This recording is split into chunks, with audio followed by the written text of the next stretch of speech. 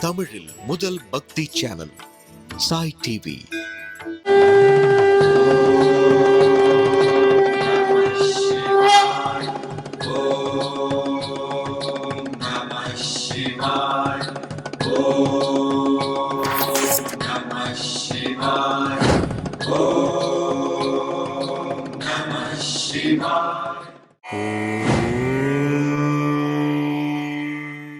திருச்சிற்றம்பலம்.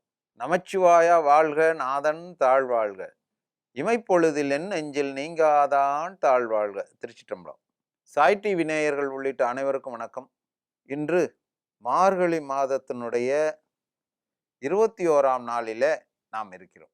இன்றைய தினத்தில் நாம் பார்க்க இருப்பது, நாம் சிந்திக்க இருப்பது, மணிவாசக பெருமான் திருப்பெருந்துறையிலே, இப்பொழுது நாமெல்லாம் ஆவடையார் கோயில் என்று அழைக்கிறோமே, நம்முடைய எம்பெருமான் நீசன் ஆத்மநாபராக அருள்பாலித்து அமர்ந்து அருள்பாலிக்கின்ற தலமாக இருக்கக்கூடிய அந்த தலத்தில மணிவாசக பெருமான் இருக்கின்ற பொழுது அதிகாலை பொழுதில இறைவனை பாடி பள்ளி எழுப்புவதாக அமைந்துள்ள பாடல்கள் இந்த திருப்பள்ளி எழுச்சி என்கின்ற இந்த பாடல்கள்.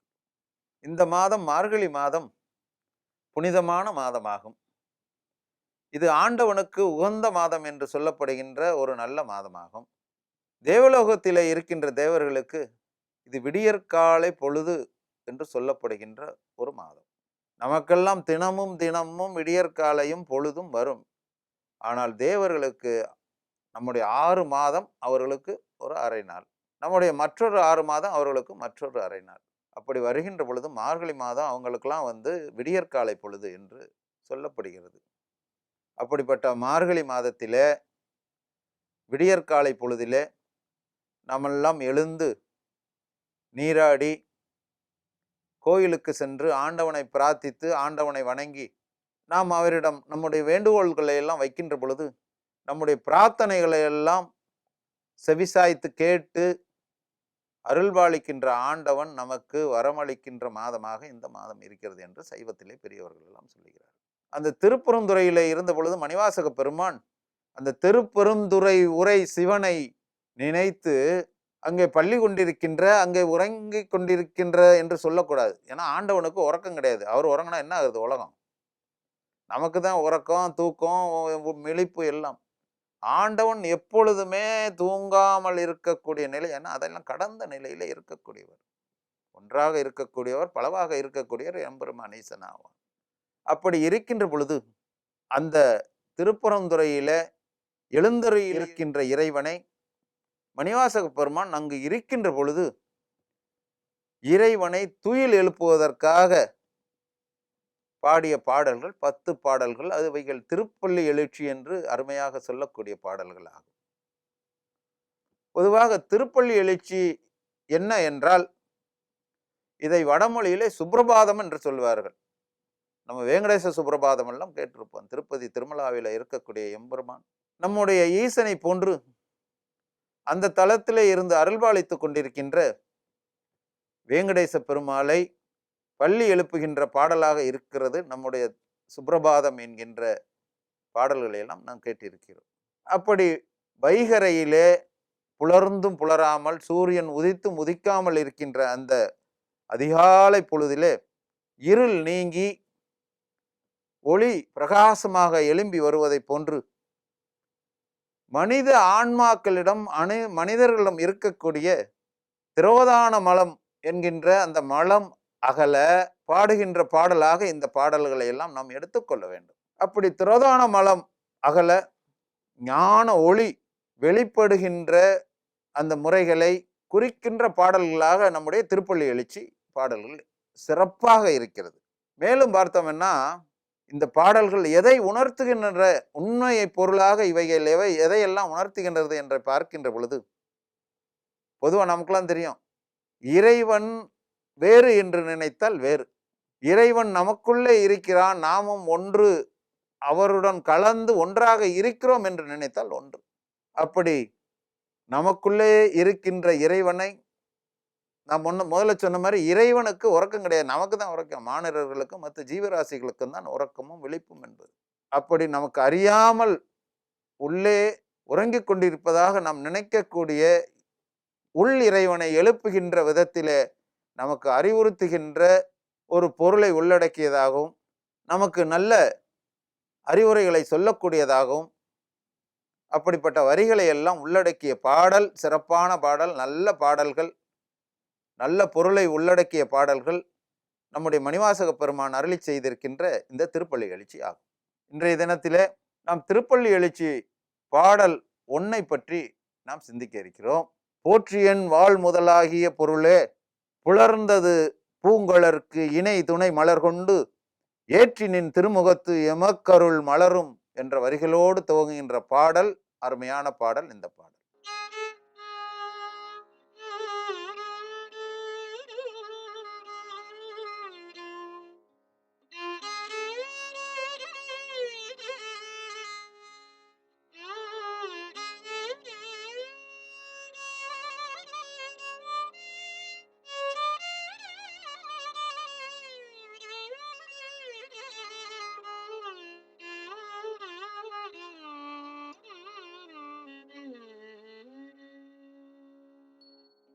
போற்றியன் வாழ் முதல் ஆகிய பொருளே போற்றியன் வாழ்முதல் ஆகிய பொருளே புலர்ந்தது பூங்கழற்கு இணை துணை மலர் கொண்டு போற்றியன் வாழ்முதல் ஆகிய பொருளே புலர்ந்தது பூங்கழற்கு இணை துணை மலர் கொண்டு ஏற்றினின் திருமுகத்து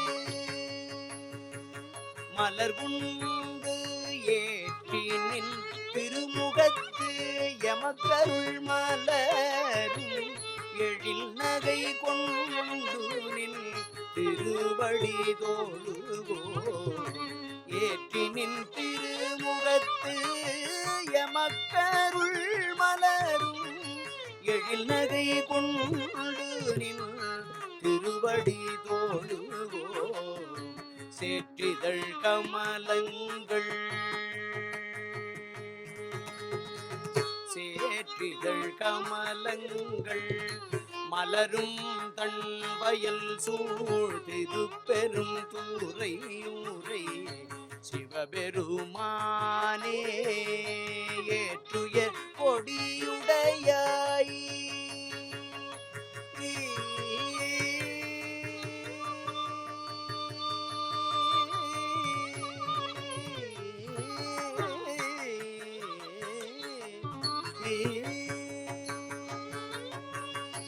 ஏற்றுய கொடியுடையாய் எனையுடையாய் எம்பெருமான் பள்ளி எழுந்தருளாயே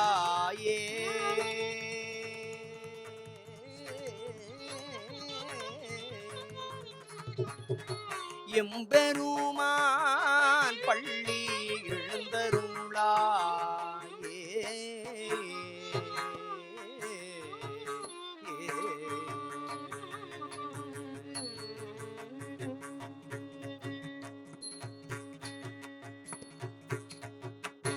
இந்த பாடலுடைய பொருள், விளக்கம் இவைகளை பற்றி நாம் இன்றைய தினத்திலே சிறிது நேரம் சிந்திக்கலாம். இந்த பாடலினுடைய பொருள், சேற்றில் பூத்த செந்தாமரை மலர்களை கொண்ட குளிர்ந்த வயல்கள் சூழ்ந்த சிறப்புக்குரிய பெருமைக்குரிய திருப்பரந்துறையில் உரைகின்ற சிவனே எம்பெருமானே, என்னையும் முழுமையாக ஆட்கொண்டவனே, நந்திக்கொடியை உடையவனே, எனது வாழ்வின் முதல் பொருளே பொழுது புலந்து விட்டது. உனது பூ போன்ற திருவடிகளில் மலர் தூவி வழிபட வந்துள்ளேன் நான். உன் அழகிய முகத்தில் புன்னகை பூத்தபடியே எம்பெருமானே, பள்ளி எழுந்து எனக்கு அருள் செய்வாய், அருள் செய்வாய்.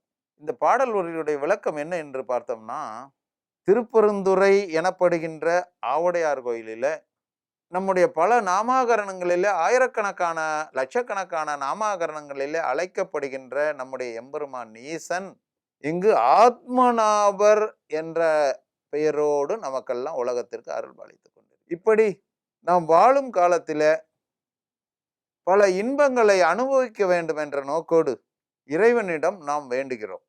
ஆனால் அவையெல்லாம் நம் உடலுக்கு தற்காலிக சுகம், சிற்றின்பத்தை மட்டுமே கொடுக்கக்கூடியதாக இருக்கும். ஆனால் என்ன செய்வது? நம்முடைய ஆன்மாவுக்கு சுகம் வேண்டுமே, நாம் பேரின்பத்தை அடைய வேண்டுமே. இதற்கான வழிமுறைகளை எல்லாம் மணிவாசக பெருமான் பல பாடல்களை அற்புதமாக சொல்லியிருக்கிறார். அப்படி இந்த பாடலின் மூலமாக மணிவாசக பெருமான் நம்முடைய ஆத்மநாபராகிய சிவபெருமானை சரணடைந்தால், அவருடைய பொன்னார் திருவடியை பற்றி நின்றால் நாம் பேரின்பத்தை அடையலாம் என்கின்ற பேருண்மையை உணர்த்தி இருக்கிறார். மணிவாசகரை பார்த்தீங்கன்னா, மாணிக்கவாசக பெருமான் பாண்டிய நாட்டில் முதலமைச்சராக இருந்தவர். அவர் மந்திரியாக இருந்த பொழுது அனுபவிக்காத சுகபோகங்களா? அப்படி அவர் பாண்டிய நாட்டில் மந்திரியாக இருக்கின்ற பொழுது பல சுகபோகங்களிலே திளைத்து நின்றவர். சுகபோகங்கள் அவர் அனுபவிக்காத சுகபோகங்கள் இருக்கா? ஆனால் நம்முடைய பெருமான் இறைவன் சிவன் என்ன செய்தார்? மந்திரியாக இருந்த அவரை பாண்டிய மன்னன் போர்படைக்கு சிறந்த குதிரைகளை, நல்ல குதிரைகளை, திறமை வாய்ந்த குதிரைகளை வாங்கிட்டு வான்னு சொல்லி அனுப்புறார். அவர் அனுப்பி வச்சதே எம்பெருமான் ஈசன் என்று தான் சொல்ல வேண்டும். அதை ஒரு சந்தர்ப்பமாக அவருக்கு அளித்து தான் குடிகொண்டிருக்கக்கூடிய தலமாக இருக்கக்கூடிய திருப்பெருந்துறைக்கு அவர் வரவழைக்கிறார். வரவழைச்சு அங்க குருந்த மரத்தடியிலே அவருக்கு பேருண்மை உபதேசம் அளித்து ஆட்கொண்டு அவருக்கு அருள் பாலித்தார். அதுக்கு பின்னாடி தான் எம்பெருமானுடைய கருணை திரைத்த அருள் திரைத்தை பற்றியெல்லாம், அவருடைய புகழை பற்றியெல்லாம், சிறப்பு பெருமைகளை பற்றியெல்லாம், தொன்மையை பற்றியெல்லாம் பாடல் வரிகளை உள்ளடக்கிய அற்புதமான அமிழ்தினும் இனிதாக இருக்கக்கூடிய திருவாசகத்தை அருளி செய்தார் மாணிவாசக பெருமான். அப்படிப்பட்ட அருமை பெருமைக்குரிய திருவாசகத்தை மணிவாசக பெருமான் சொல்ல சொல்ல நம் பெருமான் ஈசன் தன்னுடைய கரத்தினாலே, தன்னுடைய கையினாலே மணிவாசக பரணசாலையில இருக்கக்கூடிய அந்த இடத்திலே இருந்து எழுதியதாக சொல்லப்படுகிறது. அவரே எழுதுறாரு, அவர் சொல்றாரு, இவர் எழுதுறாரு. எழுதி அது சிற்றம்பலத்திலே பஞ்சாக்காரப்படியிலே வைக்கப்படுகிறது. அதனுடைய பொருள் என்ன என்று அந்த தில்லைவாழ் அந்தணர்கள் எல்லாம் மணிவாசக பெருமானிடம் கேட்ட பொழுது, வினவிய பொழுது, இவர்தான் பொருள்னு சொல்லிட்டு நம்முடைய பெருமான் நடராஜ பெருமானோடு ஜோதியிலே ஐக்கியமானதாக சொல்லப்படுகின்ற ஒரு அற்புதமான பாடல்கள்லாம் நம்ம திருவாசகம். அந்தபடி மணிவாசக பெருமான் சொல்லுகின்ற வழியிலே சென்று இந்த மார்கழி மாதத்திலே ஆண்டவனை நினைத்து நினைத்து அந்த காவிய அமுதத்திலே மூழ்கி எம்பெருமானின் திருவடிகளை அடைய வேண்டும் என்பதே இதனுடைய விளக்கமாகும்.